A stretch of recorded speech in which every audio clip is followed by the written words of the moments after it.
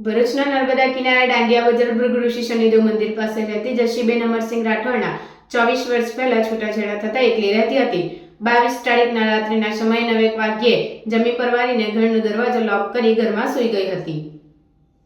ભરૂચના નર્મદા કિનારે દાંડિયા બજાર ભૃગુ શનિદેવ મંદિર પાસે રહેતી જશીબેન અમરસિંહ રાઠોડના 24 વર્ષ પહેલા છૂટાછેડા થતા એકલી રહેતી હતી।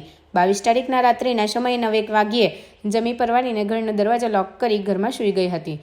દરમિયાન રાત્રિના 1:30 વાગ્યાના અરસામાં કોઈ શખ્સે તેમના ઘરની લોખંડની જાળીનો દરવાજો જોરજોરથી ખખડાવવા લાગ્યો હતો, જેથી તેમણે લાઇટ ચાલુ કરી અંદરનો દરવાજો ખોલી જોતા તેના ઘરની સામે રહેતો શનિ રમેશ દેવી પૂજક બહાર હોવાનું માલુમ પડ્યું હતું।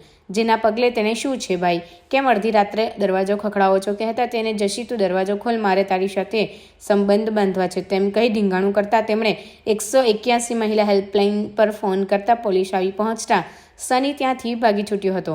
બનાવ સંદર્ભે ભરૂચ એ ડિવિઝનમાં ફરિયાદ નોંધાવાઈ હતી, જેના પગલે ભરૂચ એ ડિવિઝનની ટીમ દ્વારા શનિને ઝડપી પાડવાની કાર્યવાહી કરીને ગણતરીના દિવસોમાં શનિ રમેશ દેવી પૂજકને ડબોચી જેલના સળિયા પાછળ ઢકેલી દીધો છે।